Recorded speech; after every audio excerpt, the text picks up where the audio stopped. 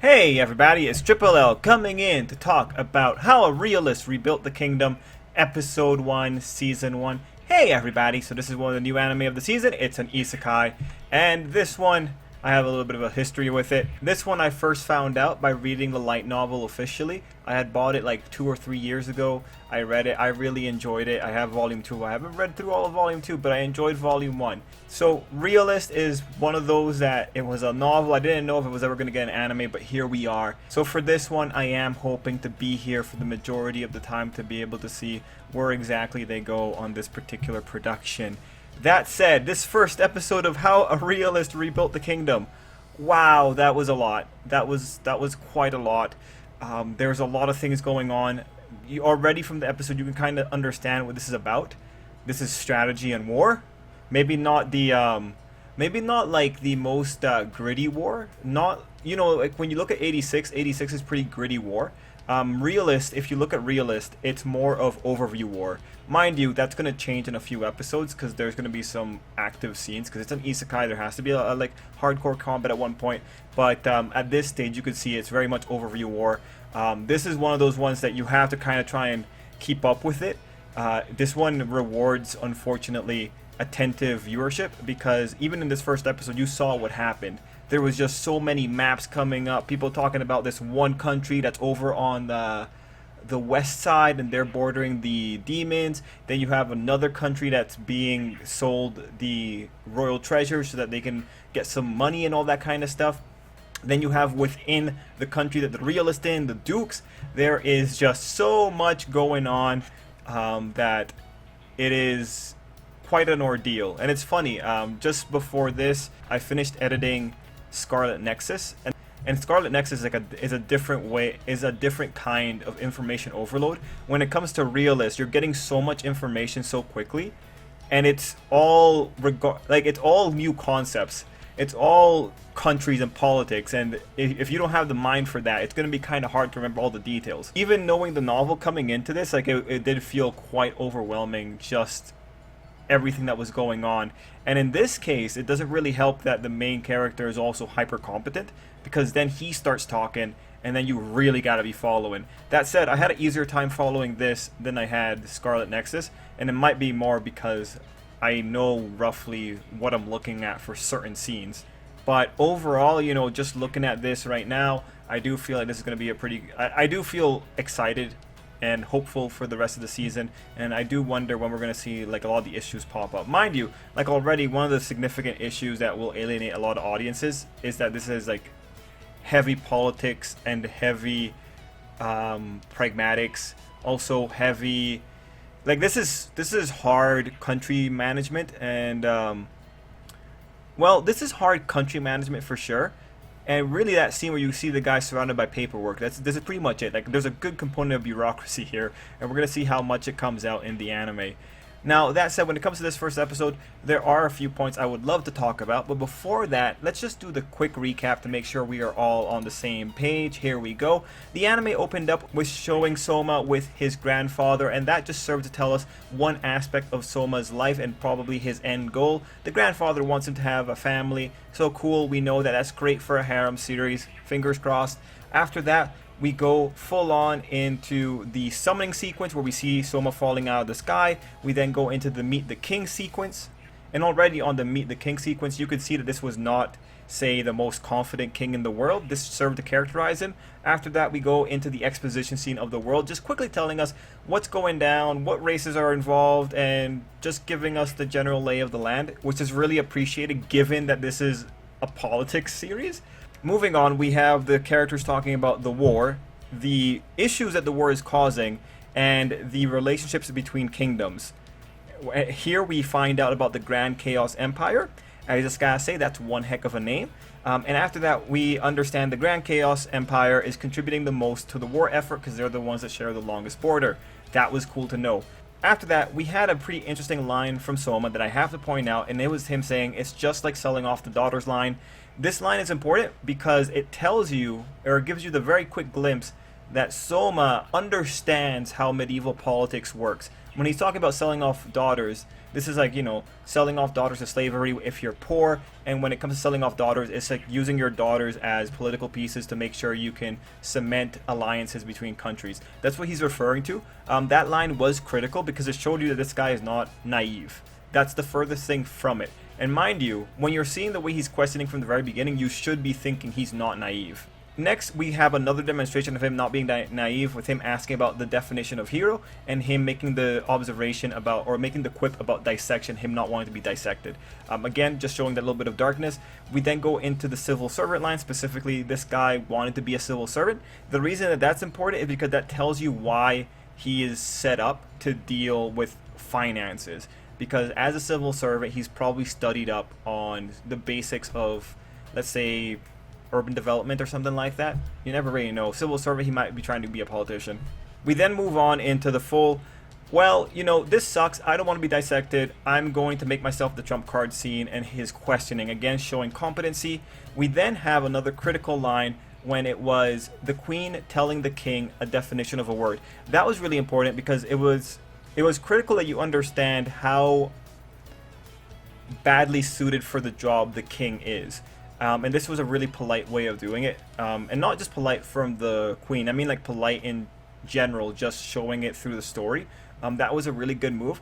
And that by itself gave you a pretty good idea of the king and the queen's dynamics. We then go into the whole situation with the finances and records, again showing this guy's supremacy. And we ultimately end up in a spot where they've done a good enough job, and after that the king decides to abdicate the throne and also mentions the marriage of the princess. So this is a pretty critical moment. The anime is just so fast, so we just kind of glossed over it.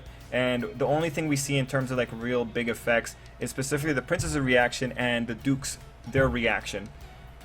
We then move on into the princess arriving, and we have her meeting up with her parents, and ultimately what we get away from that is that she has a choice. She doesn't have to marry Kazuya if she doesn't want to, and that again just shows how nice these people are. If there's one thing you take away from all of this, is that these are reasonable people.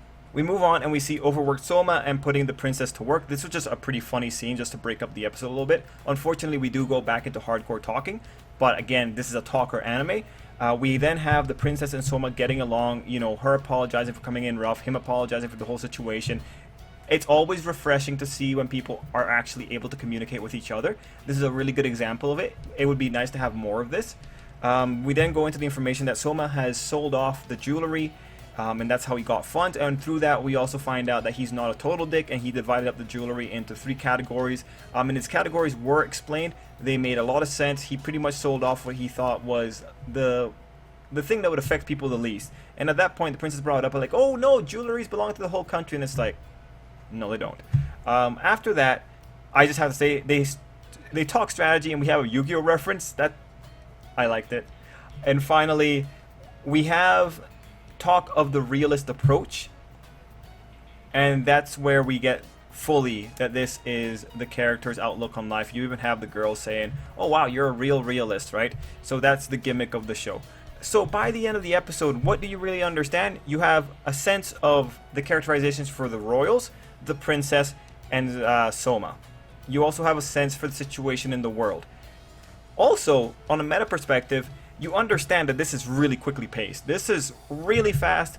I don't know why they were going so fast. Actually, I do know. It's because politics is boring.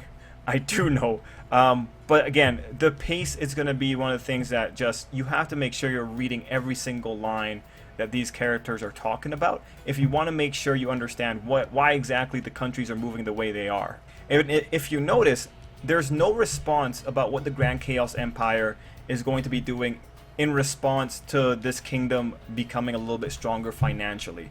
So that was the recap. Let's go back and talk about the notable points. So first off, the summoning. It's always nice to see actual called up summoning. Wizards are gathering around a circle and summoning them into a circle instead of just someone waking up in another world. Mind you, it's always like, it's pretty even split which mechanism you're going to be getting. The most interesting thing about this one is that he fell through the sky.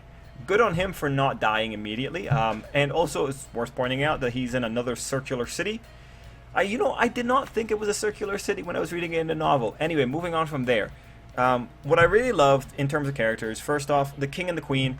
I liked everything about how they were expressed. I kind of went through it in the recap, but you had the king the entire time looking very uncomfortable. You had him being very friendly with Kazuya. There's one thing that comes out of all this is that the king is super reasonable, and you have the queen, and the queen was respectful the whole time. She's not an evil person. She was being very nice to her husband. She's clearly the brains of the operation. Now, as we go into the future, what you have to be wondering is, like, how did this guy become king in the first place? Was he really just a king because of how kind he is? Well, thankfully, that will be addressed.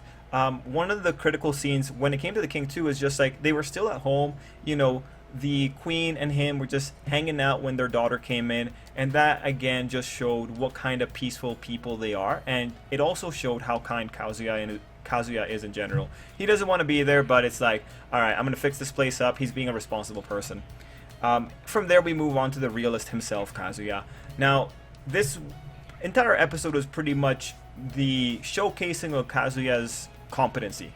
There's no place where he's not competent. Whether it was him taking control and leading the conversation with the questioning and telling these people that he was useful, whether it was him killing himself with paperwork, or whether it was him and his diffusing of a bomb in the form of the princess. The writer wants you to understand with Kazuya is that he flat out is good at what he does when it comes to management of a country.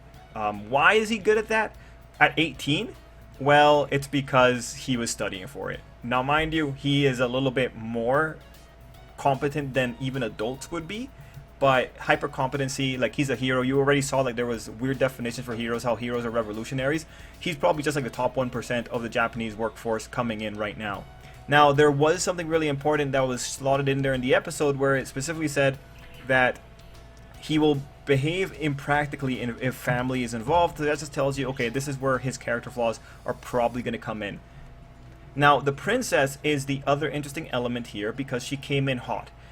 It is really great that the princess, after listening to the situation and after hearing that Kazuya's like, yeah, like, I don't really want to be here, it was great that she calmed down and they had a good rational discussion. And it's good that she brought in the idealism versus Kazuya's pragmatism.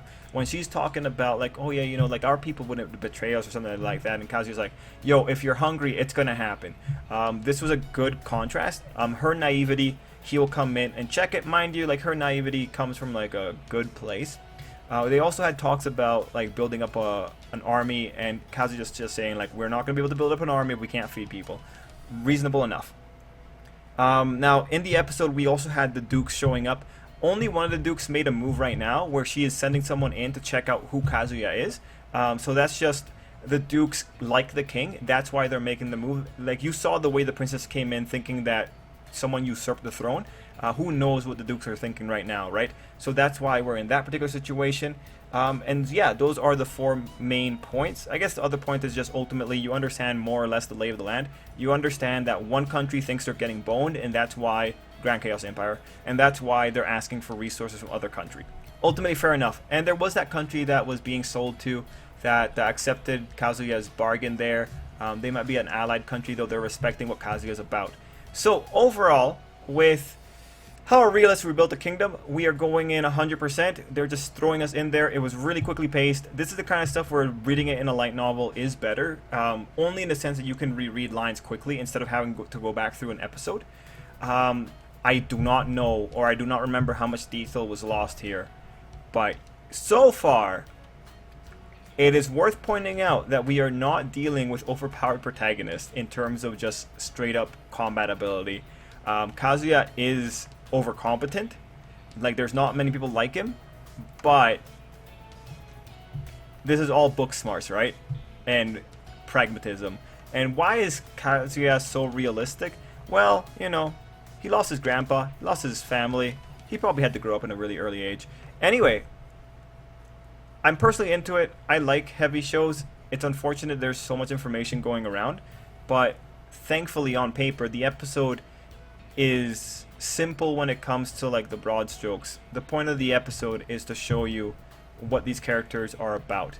And when it comes to the king and the queen, the princess and Kazuya, you have a pretty good sense of what's going on there. And ultimately, when it comes to how Kazuya saved the kingdom, well, you saw what he did with the finances. You understood. He sold off the national treasures. That's one way that he went about fixing everything. Anyway, guys, let me know what you thought down below. Let me know if you're going to be watching this anime. And till next time, I hope you have an absolutely great day.